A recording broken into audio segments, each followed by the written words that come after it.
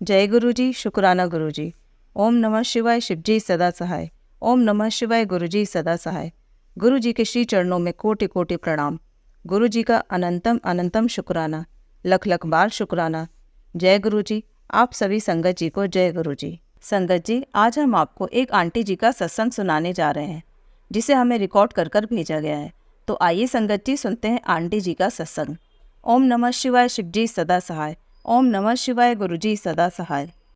जय गुरु जी। मैं अपना सत्संग शेयर करना चाहती हूँ और सत्संग की शुरुआत मैं मंत्र जाप से करूँगी।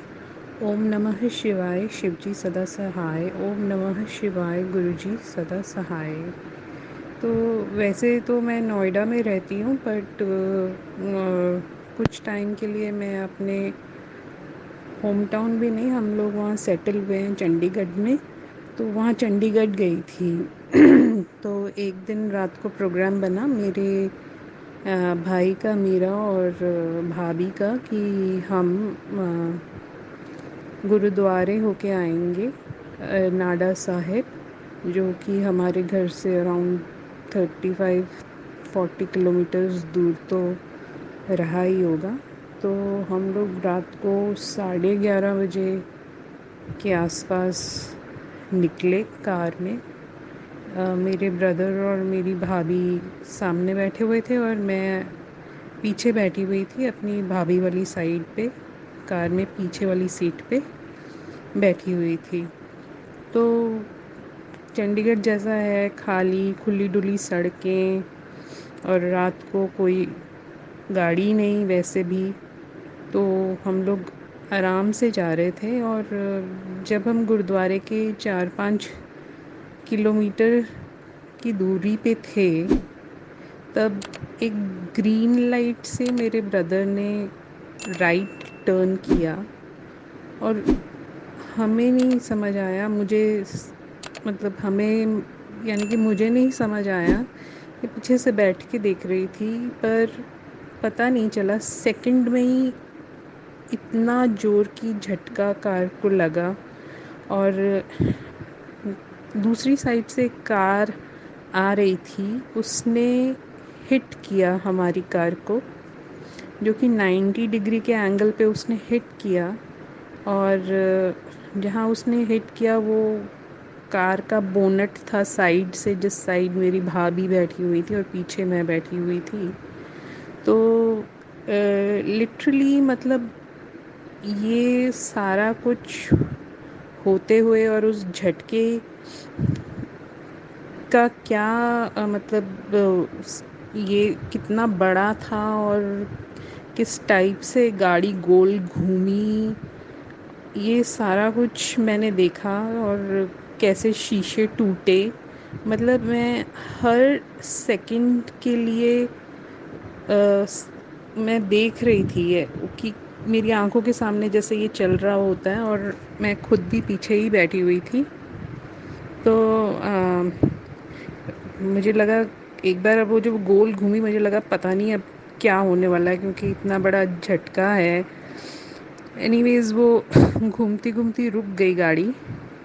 तो फिर मैंने रियलाइज़ किया, मतलब मुझे कुछ नहीं हुआ था और मैंने कुछ सोचा कि मैं फटाफट नीचे उतरूँ, तो मेरी साइड से तो कार का दरवाज़ा ठीक था, मैंने अनलॉक किया, नीचे उतरी और सामने भाभी के दरवाज़े को खोलने की कोशिश की।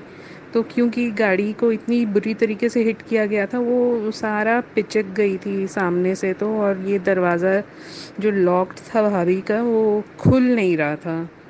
तो मैंने सोचा कि अब ये तो खुल नहीं रहा, तो मैं, और वो रोई जा रही थी, चिल्ला रही थी, क्योंकि मेरा ब्रदर आकर उसकी गोद में मतलब गिर गया था, बैठा हुआ था, पर उससे वो हटाया नहीं जा रहा था मेरे ब्रदर को। तो वो दूसरी साइड से मैंने सोचा कि मैं देखती हूँ मेरे ब्रदर वाली साइड से, वहाँ से कार का दरवाज़ा खोल के। तो वहाँ जब मैं दूसरी साइड गई, और उस टाइम तक काफ़ी लोग वहाँ इकट्ठे हो चुके थे, मतलब रात को 11 बजे, पहले तो कुछ दिख ही नहीं रहा था और फिर अचानक देखा तो मतलब 20-25 लोगों की भीड़ होगी वहाँ पे। तो जो नज़ारा मैंने शीशे में से आके देखा मेरे ब्रदर की सीट पे, कि मेरा ब्रदर मेरी भाभी की गोद में बैठा हुआ है, उसका गर्दन नीचे है, उसके मुंह पे एक स्माइल है और उसकी आंखें खुली हुई हैं। तो मैंने कि अब पहले सबसे पहले तो ये दरवाज़ा खोलकर उसको मैं तो नहीं निकाल पाती, बट मैंने उन जो लोग इतने सारे थे उनको कहा कि प्लीज़ हेल्प करो। तो किसी तरह उसे निकाला हमने और नीचे लिटाया। जब नीचे लिटाया तो भी उसकी आंखें खुली की खुली और कोई रिस्पॉन्स नहीं, कुछ नहीं। तो वो डायबिटिक है। तो अब हमें समझ नहीं आ रहा था कि ये हुआ क्या है, कि यहाँ अचानक से डायबिटीज़ की वजह से वो शुगर पता नहीं रश कर गया दिमाग को। तो मतलब ये एक्चुअली है क्या? और नॉट बीइंग अ डॉक्टर, मेरे को ये नहीं समझ आ रहा था कि हार्ट बीट चल रही है कि नहीं चल रही है। But the best thing I knew was कि मैंने अपनी भाभी को बोला तो निकल बाहर, क्योंकि वो मेरे भाई का सर मतलब हाँ, तब तक वो बाहर आ चुकी थी और ज़ोर ज़ोर से रो रही थी कि उठो उठो, मेरे ब्रदर को बोल रही थी। तो और वहाँ पे फिर मैंने बोला कि आर्टिफिशियल रेस्पिरेशन तू दे इसको, ऐसे रोना धोना बंद करो। और हम लोगों ने जो ये बाकी लोग इकट्ठे थे उनसे हार्ट पंपिंग करवाई ब्रदर की चेस्ट, और मेरी भाभी ने उसको आर्टिफिशियल रेस्पिरेशन देना शुरू किया। तो 1 मिनट देते रहे, 1.5 मिनट, उसकी आंखें वैसी की वैसी। मैं तो ज़ोर से फिर मैं, गुरुजी प्लीज़ हेल्प करो, इतनी ज़ोर की चीखी होंगी मैं। और फिर से वो, फिर उसने, मेरी भाभी ने रोना शुरू कर दिया। मैंने कहा रोने का टाइम नहीं है, बस देते जाओ उसको आर्टिफिशियल रेस्पिरेशन। तो वो दी उसने और फिर पता नहीं क्या हुआ, सडनली मेरे ब्रदर को एक जैसे झटका सा उसने मारा और उठ के बैठ गया वो। तो मतलब उसको होश आ गया और उठ के बैठा, मीन्स लोगों ने उसको उठ के बिठा दिया, हेल्प की। और इनिशियली तो उसको थोड़ी हेल्प करनी पड़ी खड़ा वगैरह होने के लिए, क्योंकि सच कोई चोटें नहीं लगी हुई थी, बट ये जैसे बैक में आ गया स्प्रेन, दांत टूट गया एक, और थोड़ा बहुता कुछ जैसे नील वगैरह और थोड़ी सी चोटें लगी हुई थी। तो तब तक पुलिस भी आ गई। तो फिर उसके बाद हम तीनों पुलिस की गाड़ी में बैठकर गए। तो ये तो चीखते चिल्लाते ही गए, क्योंकि जितनी गाड़ी में धक्के या झटके लग रहे थे उसकी वजह से बैक स्प्रेन तो था ही। और तो हाय हाय करते करते वो हम हॉस्पिटल पहुँचे। वहाँ पे जाके मैंने वो दोनों को स्ट्रेचर्स पे डाला। फिर मैं दोनों के स्ट्रेचर्स खींच कर लेकर गई। तो तब तक एक और आदमी भी हमारे साथ आके खड़ा हो गया। तो उससे पूछा वो कौन है, तो हमारे साथ साथ ही था। तो बोलता कि मैं तो, जो गाड़ी ने आपको हिट किया उसके पीछे कब से आ रहा था, और मुझको तो उसके चलाने की, जिस स्पीड पे वो चला रहा था उसके चलाने के तरीके से लग रहा था कि ये आज कहीं ना कहीं मारने वाला है। तो मैं उसके पीछे पीछे ही था, और आप फिक्र मत करो, क्योंकि जहाँ पर भी गवाही वगैरह देने की ज़रूरत पड़ेगी तो मैं दे दूँगा। तो मेरे ब्रदर को होश तो आ गया था, अब आराम से बैठा भी हुआ था या स्ट्रेचर पे लेटा हुआ था, पर बातें थोड़ी अटपटी सी कर रहा था, जैसे उसको कुछ नहीं पता गाड़ी में कौन कौन बैठा हुआ था, हम कहाँ जा रहे थे, तो हाँ, हम कहाँ हैं। और फिर वो बार बार जब पता चला कि थोड़ा उसको समझ आया, तो कि वही गाड़ी चला रहा था, तो बार बार वो उस बंदे से या हम सब से पूछ रहा कि गलती मेरी थी क्या, मतलब एक्सीडेंट जो हुआ वो मेरी वजह से हुआ।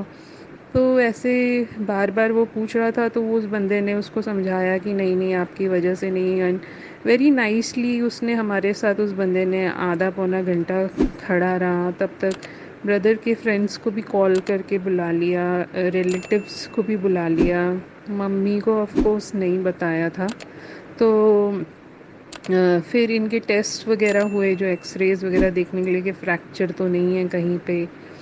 करते कराते फिर हम लोग फाइनली फ्री हुए सुबह 4 बजे तक और वापस घर गए।